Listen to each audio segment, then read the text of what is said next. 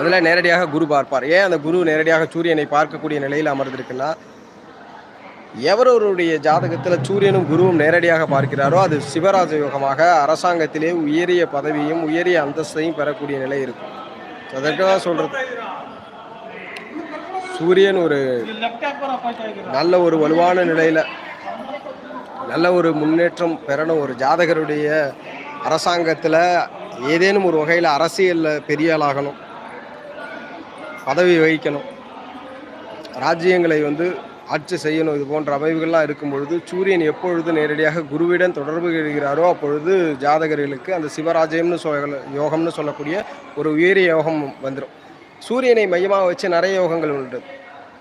உறுதியான மனநிலை, பௌர்ணமி நிலையிலே பிறக்கக்கூடிய அந்த ஜாதகர்களுக்கெல்லாம் பௌர்ணமியில் யாரெல்லாம் ஜனனமாகிறார்களோ அவர்களுக்கெல்லாம் உறுதியான மனநிலைமை இருக்கும்.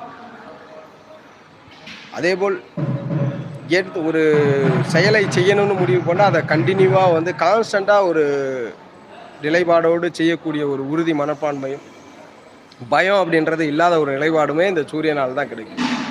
சூரியனுடைய யோகங்கள்னு பார்த்தாலே அரசாங்கம் சார்ந்த ஆதாயங்கள், அரசாங்கத்தில் உயர் பதவி, 2, 6, 10ஆம் இடங்களோடு சூரியன் தொடர்பு கொள்ளும் பொழுது அவருடைய ஜாதகத்தில் 2, 6, 10ஆம் இடங்களோடு தொடர்பு கொண்டு அமர்ந்திருக்கிறதோ அவர் அரசாங்கத்தில் ஏதேனும் ஒரு வேலையை செய்வார். அதுவும் இந்த குரு போன்ற சுப கிரகங்கள் தொடர்பு கொள்ளும் பொழுது அரசாங்கத்தில் ஒரு உயர் பதவி, அரசு வேலைன்னா முழுக்க சூரியன் தான்.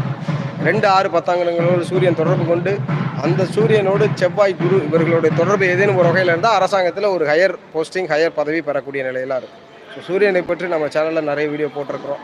அந்த ஸ்தலத்திலிருந்து எடுக்கணுன்றதுனால அந்த சூரியனுடைய முதன்மை பண்பாக அரசாங்க சார்ந்த ஆதாயங்கள், அரசு பணிகள், நிர்வாகம், செல்ஃபாக எதையும் டிசிஷன் எடுக்கிறது, இது போன்ற அமைவுகள்லாம் இந்த சூரியன் தான் கொடுப்பார். நம்ம சேனலில் பாருங்கள், சூரியனை பற்றின பல வீடியோக்கள் இருக்கும். ஸோ இந்த ஸ்தலத்திலிருந்து ஒரு வீடியோக்களுக்காக இந்த பதிவை நம்ம பதிவேற்றம் செய்கிறோம்.